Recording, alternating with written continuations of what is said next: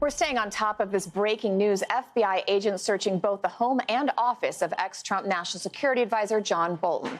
Joining us now is Democratic Congressman from Maryland, Jamie Raskin. He's the ranking member of the House Judiciary Committee. Congressman, all of this is going down in your backyard, your district in Maryland. I'm wondering what answers you have about what exactly is going on. Do we know how this warrant was approved? Just any details that you've heard at this point. No, it's very troubling to my constituents, regardless of what their politics are. It seems to fulfill John Bolton's prediction that Donald Trump's administration would be consumed with revenge and retaliation against his critics.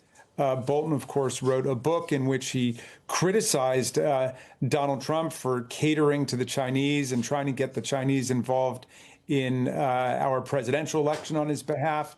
Over the last week, he's been criticizing Trump's appeasement of Vladimir Putin, saying that Putin just wants to incorporate Ukraine into the greater Russian Empire. And so it's very hard not to see this lined up with a lot of other actions undertaken against John Bolton, including revoking his security detail on the first day of the administration, revoking his security clearance, putting him on Kash Patel's enemies list, and so on. So, you know, the magistrate certainly must have passed upon this search warrant. That's true. But of course, they're only at that point getting the government's side of the story. And we know that Donald Trump was livid and denounced the search warrant that was executed at Mar-a-Lago. And that was a case where he had all of these classified documents and had repeatedly refused to return them after multiple appeals by the government. It doesn't sound like anything like that has gone on here. And that's what we're kind of waiting to find out, is hopefully we learn more throughout the afternoon here. But, you know, President Trump said earlier he wasn't briefed beforehand on this. Take a listen. I tell the group, I don't want to know, but just you have to do what you have to do. I don't want to know about it. It's not necessary. I could know about it. I could be the one starting it. I'm actually the chief law enforcement officer, but I feel that it's better this way. You got to do what you got to do. What do you make of Trump calling himself the chief law enforcement officer? Well, it's dubious, and it's obviously a radical departure from our tradition of having independent law enforcement under the Justice Department and not having political coordination between the White House and DOJ. And this smells like that. And of course, we know that this Department of Justice views itself as completely subordinate to the president. I mean, the first thing that they did when they got in was they sacked dozens of January 6th prosecutors simply because they did their jobs.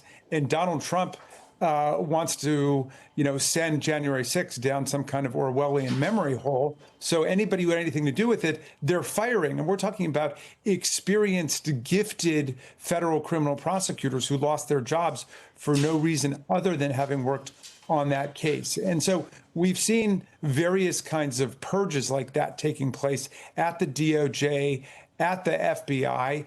And, you know, John Bolton himself predicted that this administration would be about nothing other than exacting retribution against the president's critics.